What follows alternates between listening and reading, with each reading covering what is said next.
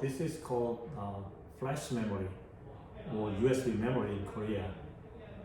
This memory uses the NAND gate for the storage and the use of data, and this can be used as the major storage element nowadays.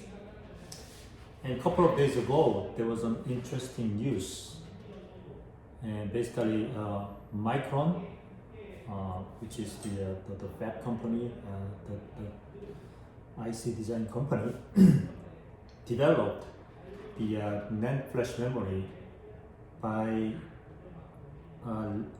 having 176 layers of each memory level. So what happened to the major industry so far? The major industry has been led by Samsung Electronics. Samsung Electronics announced and used and produced the NAND flash memory by stacking 128 layers so far. So 176 layers compared with 128 layers is one step forward compared, So this has a big impact, and the more stacking you can achieve, the smaller area and more memory density you can have on this small chip. That really means you can have smaller notebook, smaller iPad, smaller mobiles with more memory available, something like gigabytes, now terabytes, maybe tens of terabytes, hundreds of terabytes in the future. So there's a big race in this game, and at the heart of this race is actually the fabrication technology. How deep you can drill the micro scale hole or nanoscale hole across all these stacks. If you can drill the hole only 10 stacks, yes, 10 stacks is your limitations. If you can drill the hole down to 1,000 stacks, you can stack up thousands of each layer memories and increase their memory densities. So this is really serious race in the market. And Professor Huang of ISRC, professor, and he did a very interesting interview. I hope you guys can read this. Okay. So what is going on? If you go to Micron website, let me see. Perhaps this is the some of the announcement. How they could achieve this kind of things, and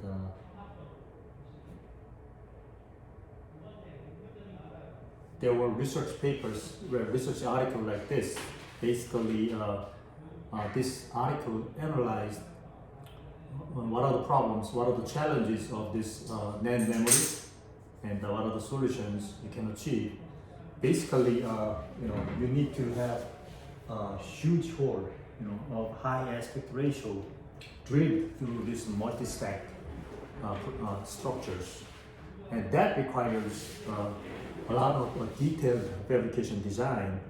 And also, if you stack up all this kind of memories on top of the wafer, the wafer might go through mechanical stress. The mechanical stress, and the mechanical stress actually cause a lot of troubles, a lot of things, So you need to have a total solution to all these kind of things. The understanding of the electrical interferences and mechanical interferences as well, and the understanding of the deep fabrication process technology, like this plasma etching technology, right? That's the thing we learned from our class. These are the interesting things and a very important element of this fabrication process. So you need to build this kind of a structure without problems. So if you go to their website, they show how they could stack up all these memories, on top of electronic circuits and use them. So right now, things are developing like this. You have microprocessors or circuits like this, and on top of the circuit, you can build this memory. And the higher the memory you can stack up, the more memory density you can have, the faster device you can realize. So these are the interesting things. Well, I show you, let me see, some of the important. So if you go to their website, Micron's, and they show how they achieve their goal, and one of the applications, for example, 30% smaller die size, your device becomes smaller, and 35% faster within write times, your device becomes faster. You can run your video much faster, and you can run your applications much faster. There are a lot of implications of all these things. They compare the stacking technology as the Burj Khalifa Tower, which is the highest tower in the world, tallest tower in the world, with the Eiffel Tower, which is only 300 meters tall. And they say their device is, performing, very well. And there are a lot of interviews regarding how these things work out. Okay, so these are really what's happening in real world. Basically, your idea is very simple. Why don't we stack up the memory to increase their multiple storage capability? You have one single layer of memory. You have that amount of storage capacity. You have two layers. You have double the memory storage in the same area. You can triple, quadruple, up to 128 by Samsung a couple of years ago. Now it's in the market. That innovated the whole market. Now Micron announced 176 store stacking of these memory devices. That's 160 times more area used, actually, more memory density. Isn't that amazing? Behind all these things, there's a simple idea. But in order to realize such simple idea, there are a lot of engineering practices that needs to come into the picture, eventually dissolved into the fabrication process. How you can make it is really, really important. Okay? So now let me switch the gear and move ahead. And the device we are interested in is simple pressure device. It's called the pressure sensor. What are the uses of pressure sensor? Basically, people use pressure sensor to measure pressure in the car, in the air, for example, even in your mobile device. In your mobile device, there's a very delicate and very high precision pressure sensor called barometer. Barometer, many years ago, was able to measure very small change of pressure, but it was very expensive many years ago. Now it became extremely cheap by the help of this fabrication, microscale, nanoscale fabrication technology, and the design technology as well. So if you take a look at your cell phone right now, you can download an app like this, barometer app. This is directly from my iPhone. Well, you can measure the pressure. By measuring the pressure, this app can calculate the elevation, But how sensitive this pressure needs to be? It's extremely sensitive, This is the pressure I measured this morning. As you can see here, the pressure is 1009.76 hectopascal at certain level. And what I did was actually I raised my iPhone about 20 centimeters high, 20 centimeters up. You know what happened? The pressure will become less because the amount of air molecule within this 20 centimeters becomes less. So that is actually the pressure drop right here.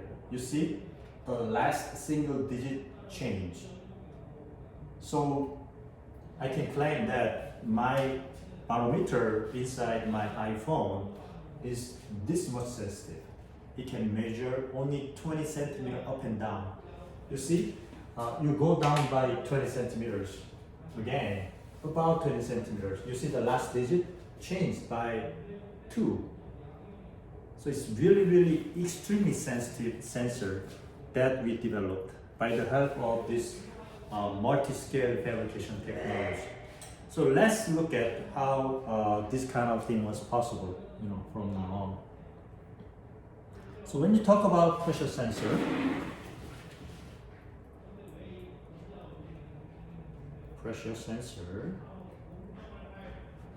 here we are talking about barometer. Barometer was expensive, bulky, and hardly available many years ago, but it is available to any of your cell phones, iPhone, Samsung phone, wherever you go, they use this barometer.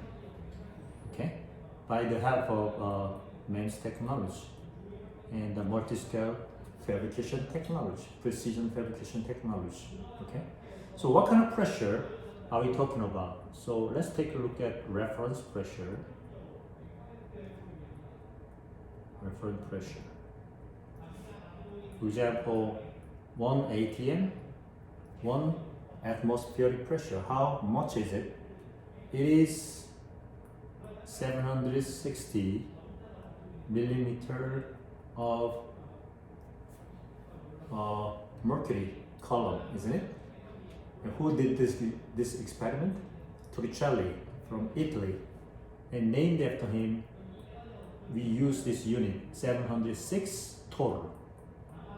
That means 760 millimeters of mercury column.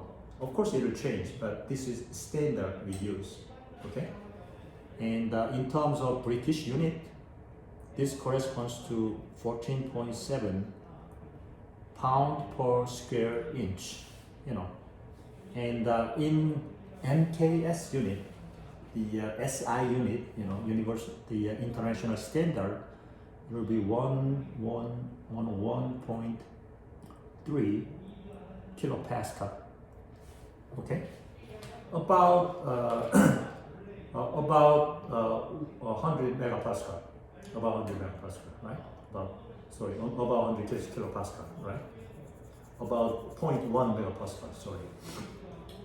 Well, so these are the pressure that we are talking about, but what about the resolution? How small the change of pressure do you want to measure? So this will be minimum, detectable,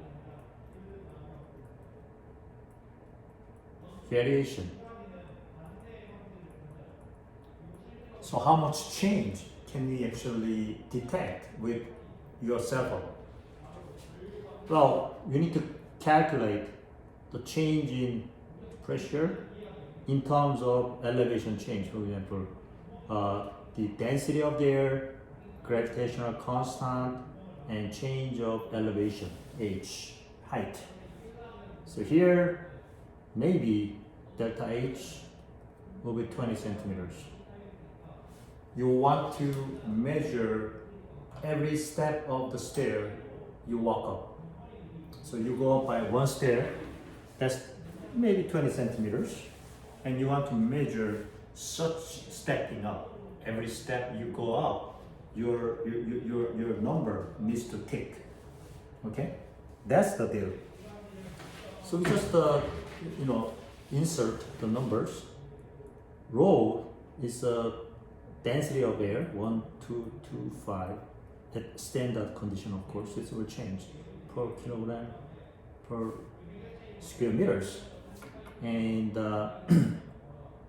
gravitational constant, 9.8 newtons per kilogram. F equals to ma, 9.8 newtons per kilogram. And the elevation, 20 centimeters, that's going to be 0.2 meters in SI unit. If you just plug in all these numbers, it will be 2.4 Pascal. Let's say 2 Pascal. Your device needs to be able to measure 2 Pascal change, and that is really challenging. really challenging task actually. So from now on, we'll see how we can do that, how you can implement it in microscale devices with the nanoscale resolutions, and we'll see how we can make them. We'll see basically how we can come up with a nice fabrication process that deals with all these challenges. Okay. Well, what are the mechanisms of this measurement? Let's think about a little membrane structure. How little is little? How thin is thin? We'll take a look at this issue later on. But we would like to attach this membrane to the substrate. And if you form this vacuum inside, well, outside pressure will be certain value.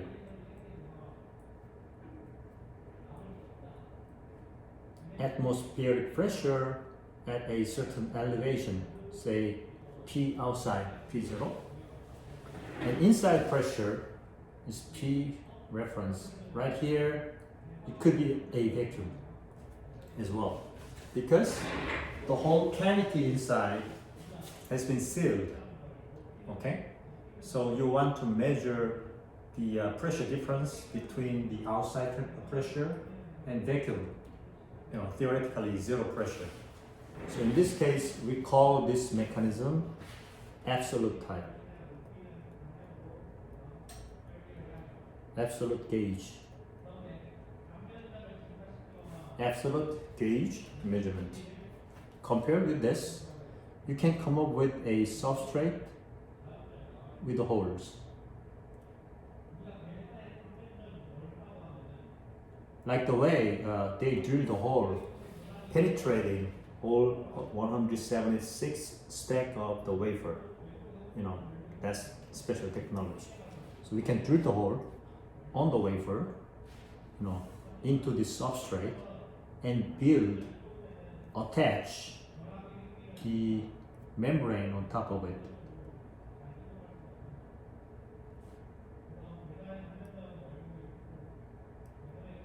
And there's the outside pressure, same as the absolute gauge case, P outside. Okay, however, here you will have some other pressure. That's the reference. This is called sealed gauge. Okay, you have a reference pressure right here. Unlike the completely blocked, mostly vacuum pressure. Okay, so there are two different cases. Either you measure the absolute value of pressure, or you measure the relative difference between two different spaces. These are two different modes of pressure. So for example, if you want to build this kind of sealed gauge, how can you do that? Well, the simplest thing could be to make a top substrate and the bottom substrate, and then put them together by wafer bonding. So think about this top wafer upside down, flipped over. Somehow you can etch down by this much, right?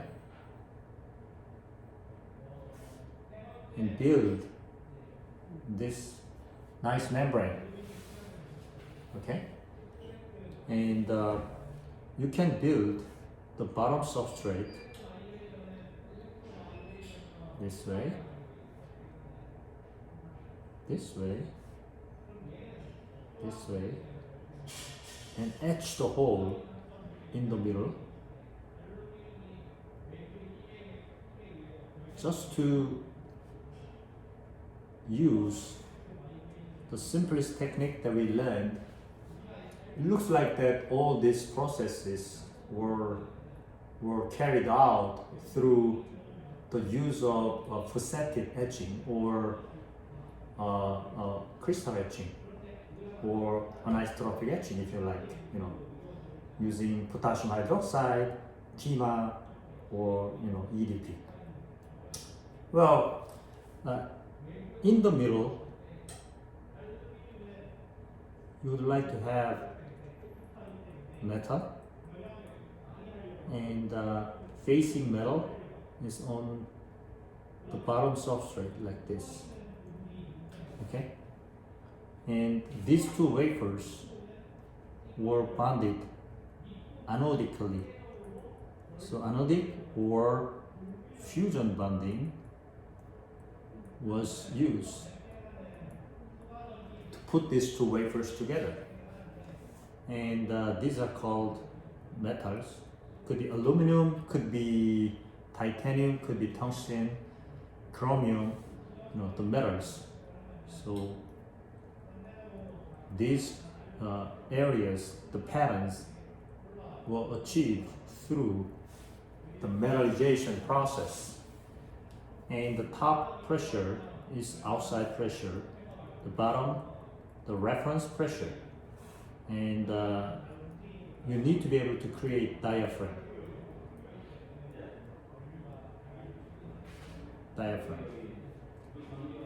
The thin membrane, in other words. Okay? How you can achieve it? Well, it's very challenging. You know that. You know, you see that.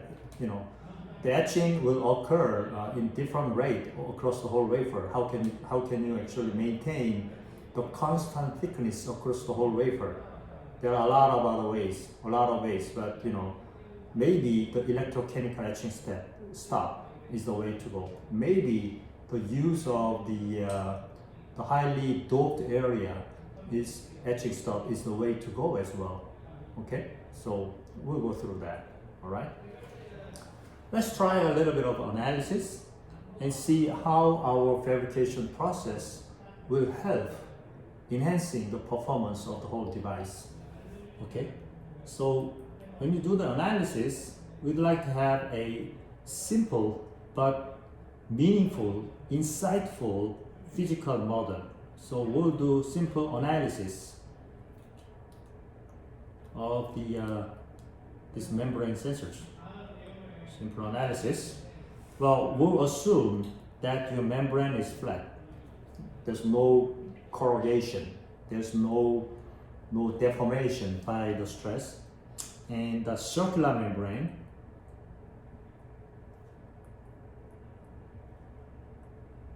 well, you know, if you introduce non-circular membrane, that will complicate problems a lot. Even though your membrane you might be ended up with just a square membrane, still the first analysis you want to try is highly symmetrical and simple to analyze. You know, circular membrane is simply one-dimensional analysis can be applied. So that's a really good example. You know, and that gives us physical insight into this problem. What are the real important parameters that needs to be fabricated, that needs to be able to achieve? What are the real important parameters that needs to be considered in the whole process of design? You know, you can extract out this kind of concept throughout the whole analysis with this simple case. And also fixed edge, you know. This is realistic, right? We call this clamped edge. In mechanical engineering, people use a lot of these cases, right? And who did this analysis? Well, already many tens of years ago, you know, people paid a lot of attention to this mechanics problem. So, for example, if you read the book by Timoshenko,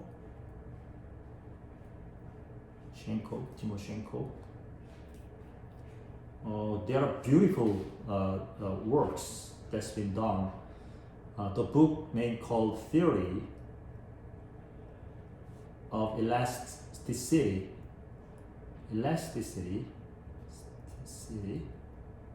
has nice theory developed inside it. And also the book named called Plates and Shells.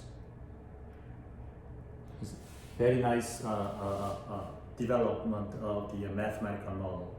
All these models has been developed by just paper and pencil, and it gives us a lot of meaningful insight into this problem. So it's better to study that now. Obviously, we're not gonna go through the whole detailed process of this derivation process, but we are interested in looking at their meanings in engineering design process. So if you simplify this problem, you can take a look at the cross-section. Our membrane or diaphragm is clamped in this cross-section, and because of pressure there will be deflection. In this case, pressure underneath is higher than pressure above, and that will actually make this membrane bulge up, and that creates the maximum displacement, obviously at the center, delta Z, isn't it? And let's say the radius of the membrane is R. Radius, because we are talking about the circular membrane. And all other things are given as a parameter. For instance, the thickness of the membrane, well, how thick it is, depends upon fabrication capability, right? And Young's modulus, well, we're gonna use the Young's modulus of the single crystal silicon. Why single crystal silicon? Because Young's modulus is more or less very constant in single crystal silicon. Because we are dealing with single crystal now, okay? So that has very uniform, very homogeneous properties across the whole wafer. That's the beauty of the use of the silicon, single crystal silicon. And of course, Poisson ratio, nu, is constant across the whole wafer as well. We are mechanical engineers, we know how we can derive this nice formula, but we're not going to go through that. It takes too much time. You can simply read from the book, okay? So how does it look like? Well, delta P times 1 over Young's modulus times radius over the thickness. This is important. To the fourth power equals to 16 over 3 1 minus nu square times, again, delta Z over thickness. So these geometrical variables has been normalized by the thickness. So the relative size of these variables are really important. And it's not mentioned here, but other things are like the function of built-in stress and function of stretching. Even though I didn't express in terms of mathematical expression here, you have to remember that the whole behavior is highly affected by the built-in stress. How much is the built-in stress?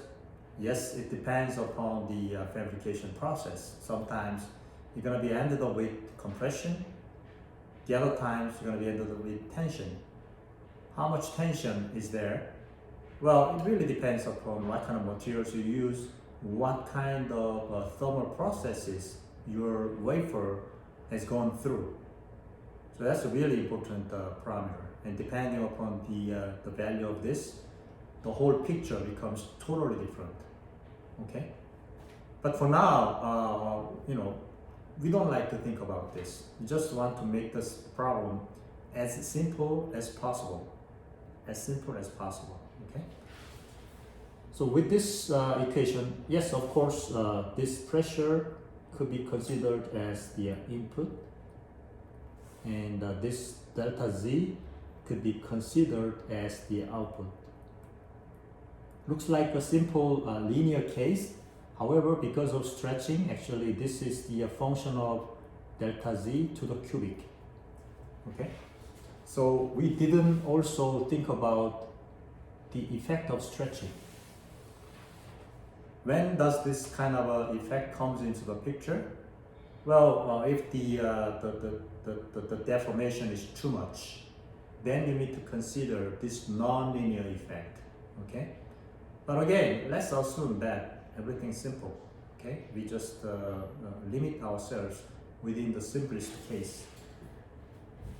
So let's try some numbers. Let's run some numbers. Try delta P, what did I say? 2 Pascal, right? And the Young's modulus, 200 gigapascal. Standard value, people use. And why is 2 Pascal? Well, we just want to measure 20 centimeter elevation change with this barometer sensor. And radius maybe, let me see, radius maybe something like millimeters. So your membrane device has the circular clamped edge membrane with 2 millimeters in diameter, okay? And how thick this would be? This would be, let me see, thickness will be 10 microns, okay? Well, with all these values, you can calculate delta Z. Delta Z, well, in terms of all these units, it'll be like this. So in order to assume that there's no effect of stress, built-in stress, this should be 0. So the function of sigma 0 will be 0. And the deformation at the center will be much less than the thickness, okay? So what do we call this problem? We call this small deformation problem compared with the large deformation problem. Why is it good? Because our equation becomes a simple linear equation. We can ignore this nonlinear part, right? So that's the assumption we have. Under this assumption, if you change the equation a little bit, you can calculate delta Z. Delta Z will be 3, 1 minus Poisson ratio squared over 16. You know what Poisson ratio is? You guys are mechanical engineers.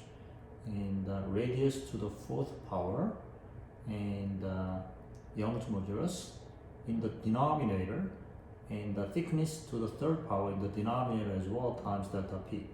Just plug in all these numbers there, and you'll see that this delta Z deformation will be 1.7 nanometers. It is measurable. Well, it is measurable actually. You can measure this. Let me see. Yeah, in this case, 1.7 nanometers. Okay. So, what kind of the physical insight do we have? Well, this part. The larger the membrane you have, the more the deflection you can obtain, basically, right? And the thinner the membrane you have, the more the deflection you will have, of course. However, remember, there are the effect of pre-stress, and this could be substantial in case your design of fabrication will cause such kind of pre-stress. So you need to be very careful about this, okay? So that's the limitation we have. That's the assumption we have, under the assumption that there's no pre-stress, which is probably too much. Under the assumption that, our deformation is very small, which is valid here, obviously. So can we really measure 1.7 nanometers of the deformation? So in order to understand this deformation behavior, you need to understand how the total profile will look like. Well, how does the total profile will look like? Well, let's take a look at the cross-section of the membrane one more time.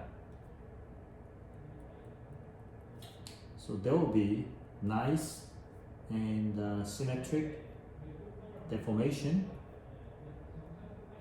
So we go like this, come down like this, right? And at the center there will be the maximum deformation, but this deformation profile will change as you move away from the center. Okay, so this whole radius will be r, and the coordinate variation will be r, lowercase r, okay? And as r changes, z value changes, so zr, okay? So if you calculate this mechanics, well, basically, how can you calculate the profile of this variation? Well, you just assume the shape of the function and see this shape of function actually matches with the boundary conditions. What are the boundary conditions? Along the boundary, this membrane has been clamped.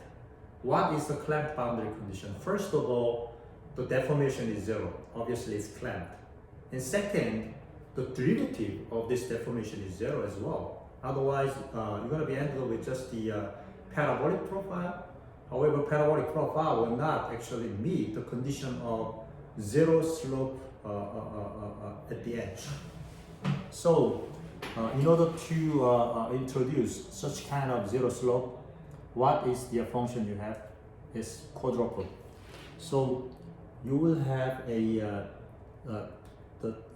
deformation at the center, which is z0, which will be the maximum deformation delta z calculated above, and the deformation along the r coordinate will be z0 times quadruple function, 1 minus coordinate divided by the radius squared, the total squared. This function will indeed meet the condition of zero deformation along the edge and zero slope along the edge as well. Right? And you can plug in, you can combine these two equations now to calculate the deformation in terms of pressure. Okay? And how does it look like? And that will look like a, 1 minus Poisson ratio squared r to the fourth power 16 times Young's modulus times thickness cubic, right, times 1 minus radius coordinate over the radius, normalized, in other words, squared to the square. That's why this is quadruple function, and the delta p. What a nice equation. This tells us what is the deformation profile in terms of applied pressure. Okay, it's a very simple and quick to analyze, and a very powerful function that gives us a lot of insight into this problem. And so, how can you measure this deformation? Well, two things. First of all, you can use the stress that is going to rise along the edge or at the center or somewhere in the middle, depending upon the use of your so-called piezoresistor sensors. We're going to deal with piezoresistor sensor next time. But today, we'll try to look at the simplest case. Because this membrane deforms, the displacement between the membrane and the substrate keeps changing. And if you take a look at their change in terms of certain variable, electrical variable, you can measure, such kind of displacement. What is the easiest variable you can use? Capacitance. You can use the capacitance to measure such kind of a displacement. Okay. So what is the capacitance? Before taking a look at that, you would like to look at the whole situation one more time. So it will look like this. and you have a deformation going like this. However, what you want to do is you want to represent the whole deformation with the displacement of the plate. So we'll assume that this plate right here, the red one, moved up here by the external pressure by delta Z. So, well, what kind of variation do you have? The variation that represents this parallel displacement of the whole plate will be larger than this deformation by this displacement contribution by the deformation alone. Okay, so we are a little exaggerating this problem, but at the same time we are simplifying this problem. The reason is we just want to have some kind of value out of this derivation process, out of this analysis process, because it is that value that's really important for us to be able to design the whole system. Okay, is that value really realistic? Is that value too much? Is that value too low? We need to think about all these things all together at once in a very quick manner. That's why we are doing so-called this back of the envelope calculation. Back of the envelope, you have envelope and you just do a little quick calculation.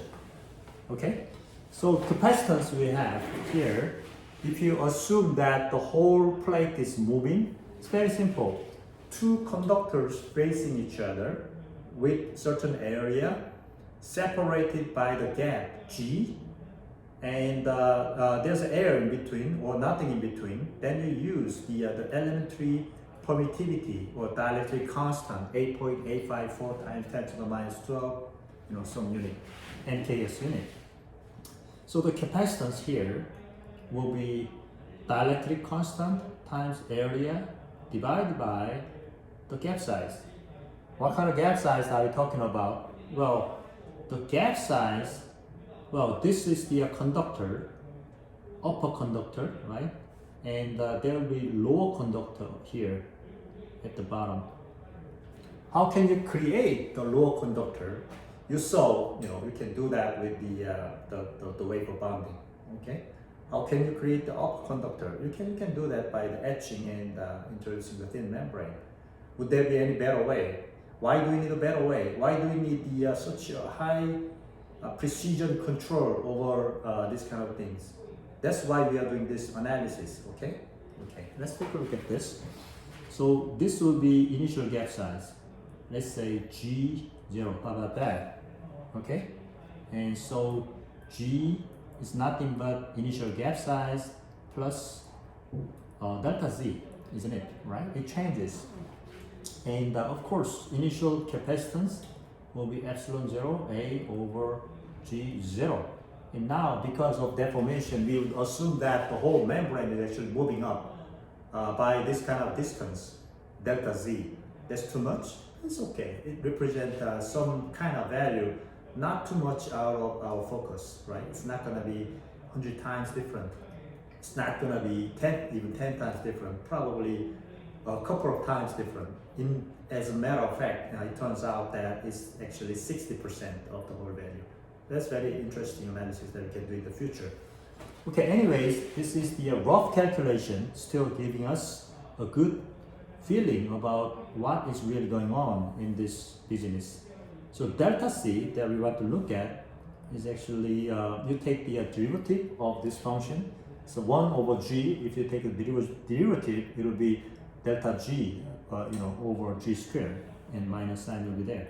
Epsilon 0, A, and delta G over G squared at G equals to G0, isn't it? Right? Because we are taking this derivative about the initial axis, initial value, that's G0, right? And here, delta G, of course, is represented by the whole value of the maximum deformation. our assumption is too much. That's okay, you know. So if you do this, and this value will be divided by delta C over C0. So we are interested in looking at how much change in capacitance should occur compared with initial capacitance.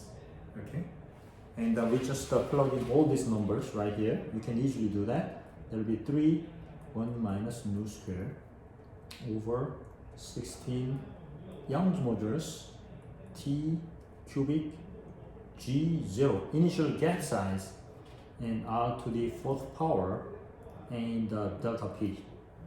And again, we just plug in all these numbers. R 1 millimeter, 2 millimeter diameter membrane, thickness 10 microns. Okay, we are not challenging too much here. Okay, and G naught, the initial gap size. Let's say we can maintain 1 microns of gap. This might be a problem in case you want to put the wafers together. 1 micron, think about it, it's just a fraction of the thickness of the wafer. If your wafer is like 500 microns, can you really create 1 micron trench uniformly across the whole wafer by the crystal etching? The answer is no. It's very difficult actually. But we are challenging. Let's say if we can do that, okay? And delta P is 2 Pascal, as we looked at from the beginning. And Young's modulus, of course, 200 gigapascal. Standard value people use here, okay? And if you just plug in all these numbers, you see that delta C over C0 needs to be 1 out of a million. This is 1 ppm. You know what I'm saying? So initial capacitance is like 1 farad, for example. You would like to measure 1 microfarad. Well, 1 farad is a lot. You need to have huge capacitors. So initial capacitor is normally people use like let's say microfarad, okay? But 1 ppm or 1 microfarad will be 1 picofarad. And that's going to be very, very small number you want to measure actually. Because the noise during the measurement of this small capacitance will grow as well. And you want to fight with the noise. How much noise can you have a control? How much signal you can extract out of the whole noise? That's the deal. That's the deal of the whole business. Okay, we're not gonna talk about it today, but soon we're gonna deal with such kind of noise handling schemes. So I would say this 1 ppm measurement is really challenging. But what can we do better? For instance, if you make thickness down to a few microns, it will be nice. How can you do that? Well, it really depends upon your fabrication technology. So here comes the important point. The whole thing, the performance of your device depends upon whether you can make it or not. Whether you can design your fabrication process. So the previous fabrication process of wafer bonding has already challenged in maintaining the gap, has already challenged in creating such kind of thin area.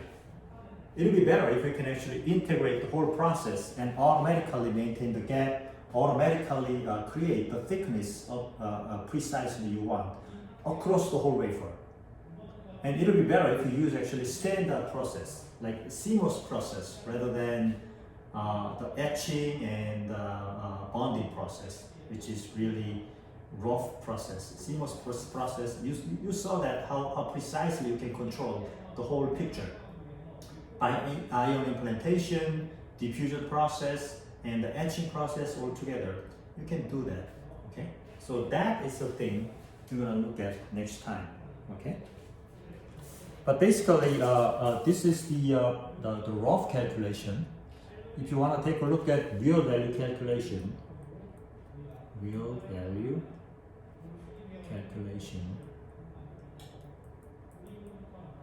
you need to rely a little bit more on your, say, college mathematics, maybe high school mathematics.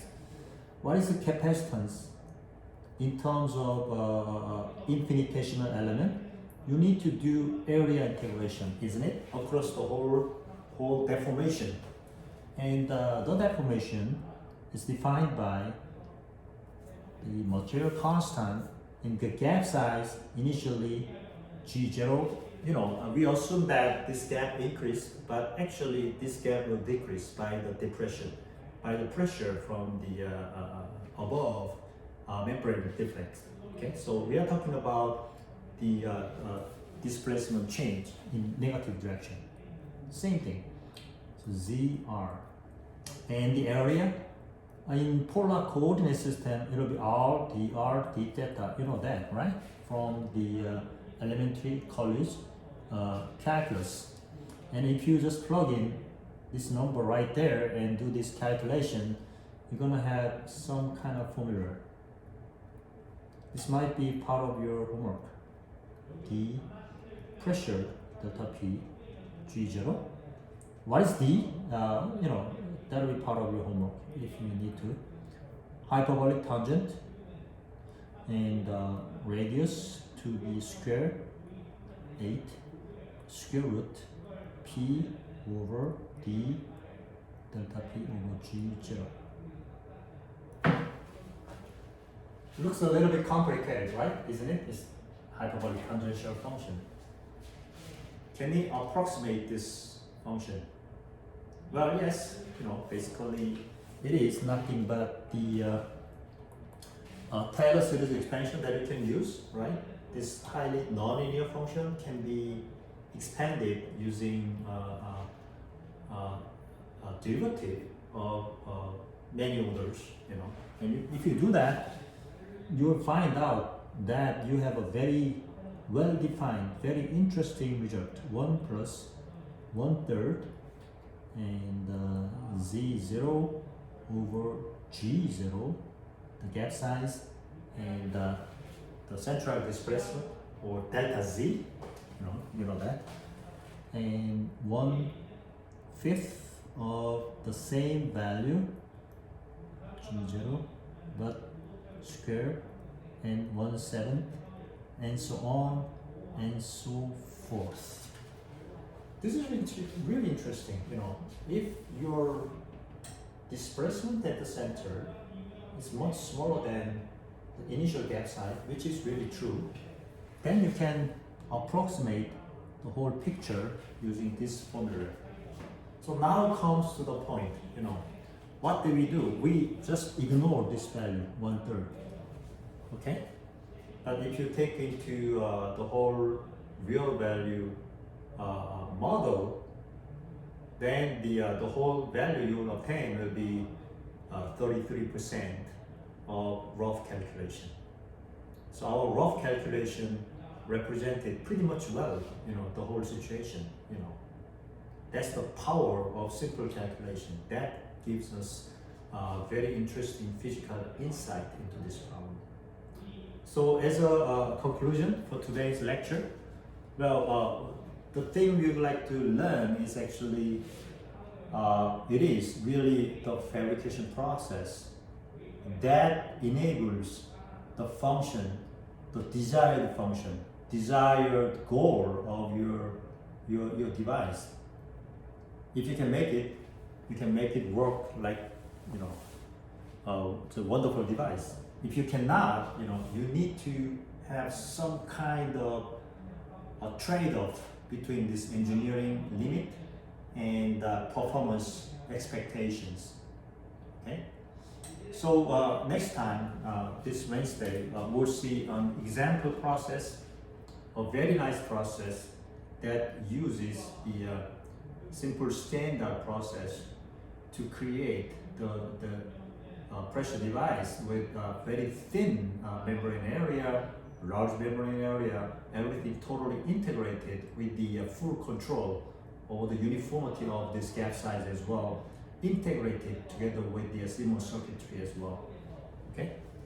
All right, have a good week, and we'll see this Wednesday. Thank you.